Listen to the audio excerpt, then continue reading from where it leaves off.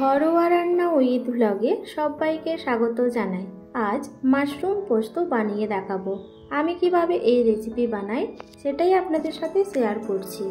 এই মাশরুম পোস্ত গরম ভাতের সাথে অসাধারণ লাগে।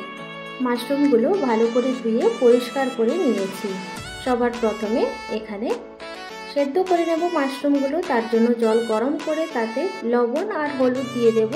দিয়ে দেওয়ার পর মাশরুমগুলো দিয়ে দেবো। দিয়ে এটা সেদ্ধ হতে দেবো।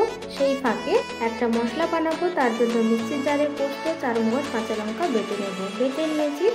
এখানে দেখুন মাশরুমগুলো সেদ্ধ হয়ে গেছে। গ্যাসের ফ্লেম অফ করে দেব। দিয়ে এটা ছেঁকে নেব। ছেঁকে নিয়েছি। আর এইদিকে ফ্রাইং প্যান গরম করে সর্ষের তেল দিয়ে দেবো। সর্ষের তেল এইভাবে ফ্রাইং প্যানের চারদিকে লাগিয়ে দেব। দিয়ে দেওয়ার পর একটা পেঁয়াজ কুচি দিয়ে দেব। পেঁয়াজ কুচি দিয়ে দেওয়ার পর ভালো করে ভেজে নেব। ভালো করে ভেজে নেওয়ার পর এর মধ্যে সামান্য আদা রসুন বাটা আর একটা টমেটো কুচি আর স্বাদ অনুযায়ী লবণ দিয়ে দেব। দিয়ে দেওয়ার পর ভালো করে ভেজে নেব। কিছুক্ষণ ভেজে নেওয়ার পর এর মধ্যে গুঁড়ো মশলা দিয়ে দেব।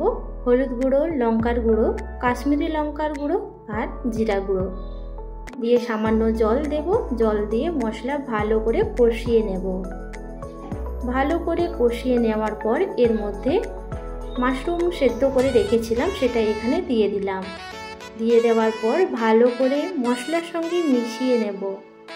আমার এই রেসিপি আপনাদের ভালো লাগলে অবশ্যই লাইক দেবেন আর কমেন্টে জানাবেন। এখানে দেখুন ভালো করে মেশানো হয়ে গেছে। দিয়ে এর মধ্যে সামান্য জল দিয়ে আবার ভালো করে কষিয়ে নেব। কিছুক্ষণ কষিয়ে নেওয়ার পর এর মধ্যে যে মশলা আমরা বেটে রেখেছিলাম সেটা এখানে দিয়ে দিলাম। দিয়ে দেওয়ার পর ভালো করে মিশিয়ে নেব। ভালো করে মিশিয়ে নেওয়ার পর মিক্সির জারে সামান্য জল দিয়ে সেই জলটা এখানে দিয়ে দেব। দিয়ে দেওয়ার পর ভালো করে মিশিয়ে নেব। দিয়ে এটা ঢাকা দিয়ে রাখবো 5 মিনিট মিডিয়াম টু লো ফ্লেমে। 5 মিনিট পর ঢাকনা সরিয়ে নেব। দিয়ে আবারও ভালো করে নাড়াচাড়া করে নেব। 2 থেকে 3 মিনিট মিডিয়াম টু লো ফ্লেমে এইভাবে নাড়াচাড়া করে নেব। ভালো করে নাড়াচাড়া করে নেওয়ার পর গ্যাসের ফ্লেম অফ করে দেব। রেডি হয়ে গেল মাশরুম পোস্ত।